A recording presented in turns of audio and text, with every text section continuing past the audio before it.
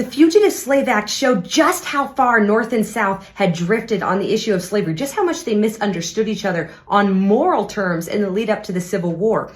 The Fugitive Slave Act was just a perfectly rational enforcement mechanism to protect slavery for the South. For the North, it was a wild violation of rights. So the Fugitive Slave Act is part of a Compromise of 1850, which is just a series of bills intended by Congress to prevent civil war. Now, clearly, this doesn't work out, but this is its intention. The first of these bills is to welcome California into the Union as a free state. Welcome, California. The second is to deal with the Texas border issue and bring New Mexico and Utah in as recognized territories.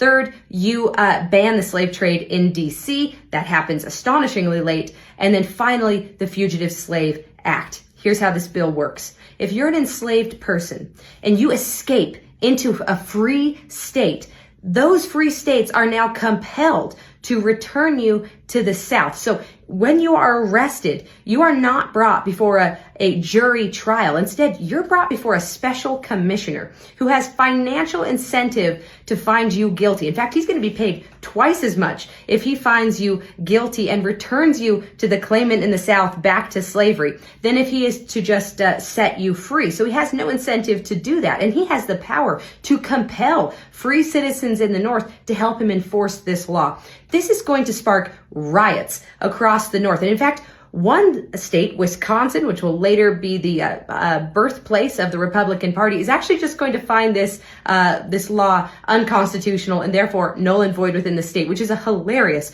reversal on nullification defenses in the South in the 1830s. Okay, so couple questions here. What happens to free blacks? Could they just be fraudulently brought before a special commissioner, found guilty of being a runaway, escaped slave, and sent back to slavery in the South?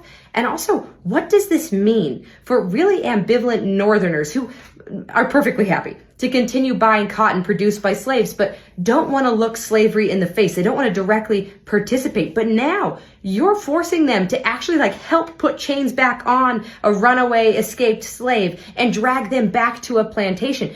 This is going to take ambivalent Northerners and turn many of them into full-fledged abolitionists, because they're being forced to look the moral issue in the face, because that's what this is. It's a moral gulf between North and South. For the South, calling slavery evil is a violation of their honor, because for them, it is the foundation of their society. It is a positive good. And in the North, compelling them to help continue the existence of slavery in the South is a violation of rights, because they view it as deeply immoral. This is a gulf that won't be bridged until slavery is ended at the end of the Civil War.